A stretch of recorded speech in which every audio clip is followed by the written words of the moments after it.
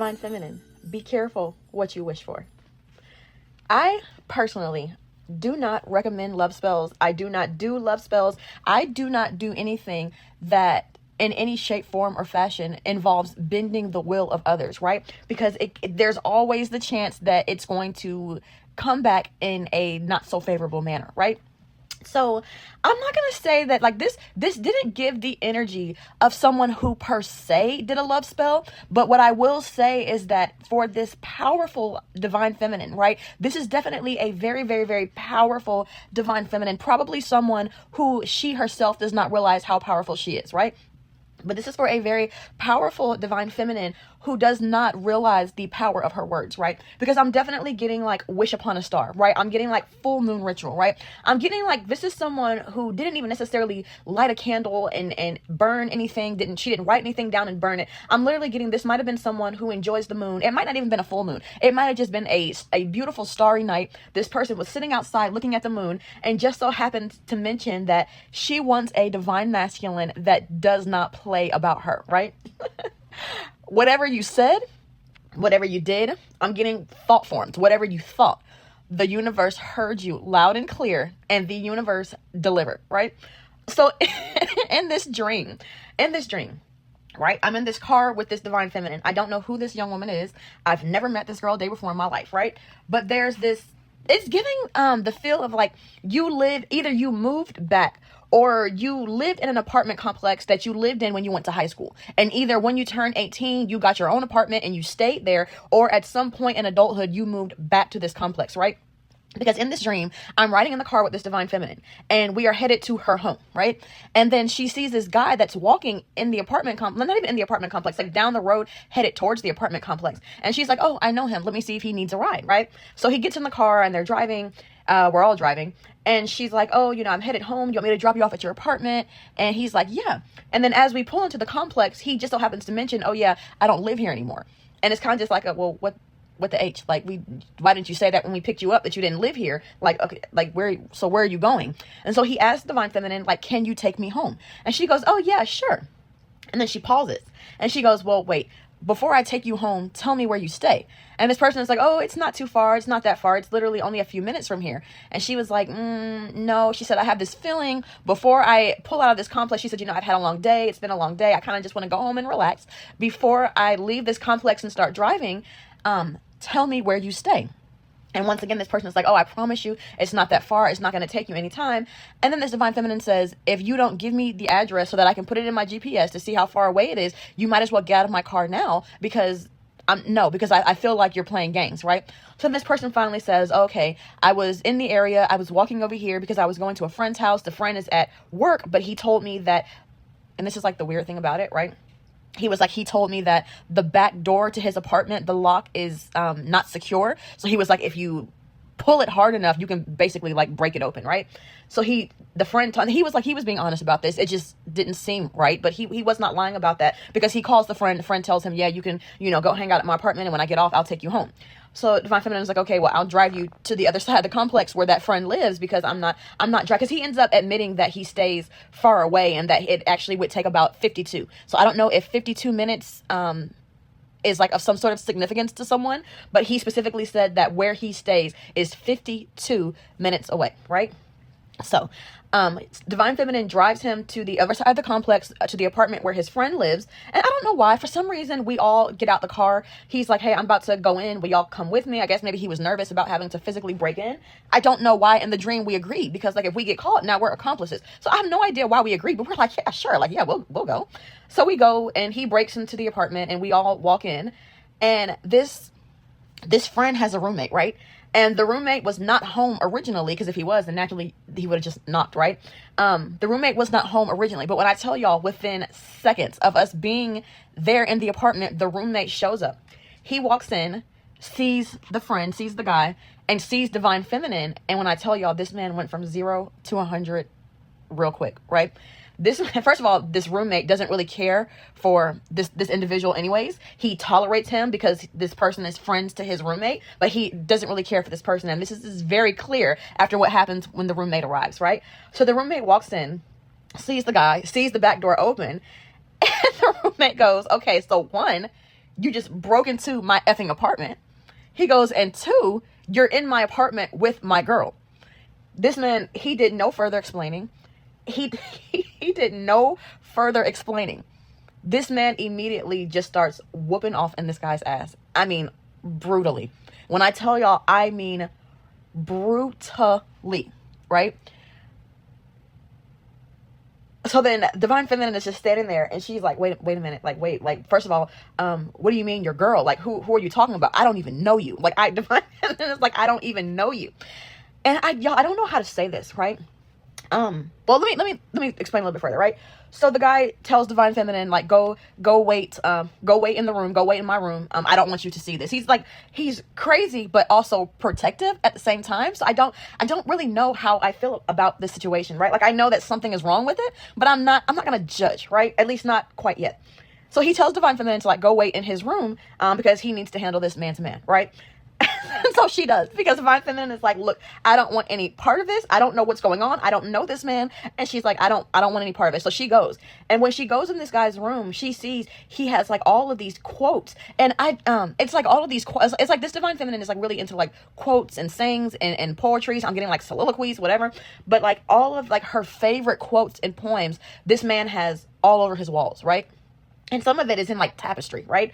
And so she's looking, and it's like there's like this innate feeling. As she's looking at it, she knows that like he doesn't just have this stuff because he really likes it. There's like this energy. This is a very powerful Divine Feminine. She there's this energy, and she realizes he has all of this stuff because of her.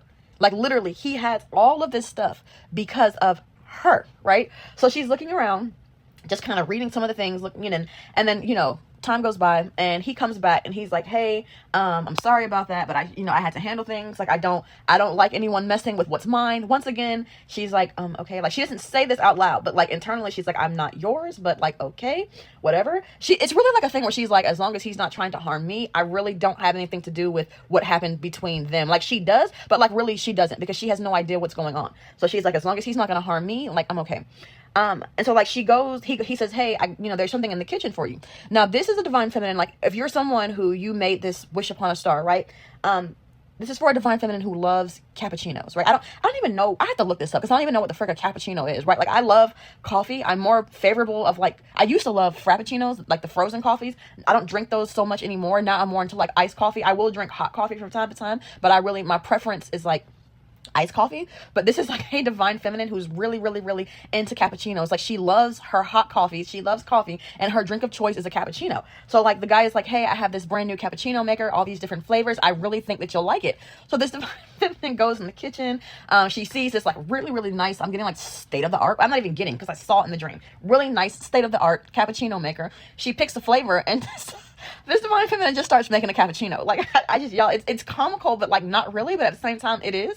It's comical because like this man literally bought this for her. This man doesn't even drink cappuccinos, if he even drinks coffee at all. He literally bought this and has it waiting there with all these different flavors and all these little cute coffee cups for her, right? So she makes a cappuccino. She's sitting there. She's sipping her cappuccino. And the dream pretty much ends there. It ends with Divine Feminine sipping her cappuccino, right? Which, like, the scene itself was like, so, like, okay, so if we ignore, the bloodbath that happened, in the other room, right? If we just like omit that part, everything else was really sweet, because this is definitely a guy who took his time to study and get to know this Divine Feminine, to get to know what she likes, before even introducing himself to her. He studied her, right?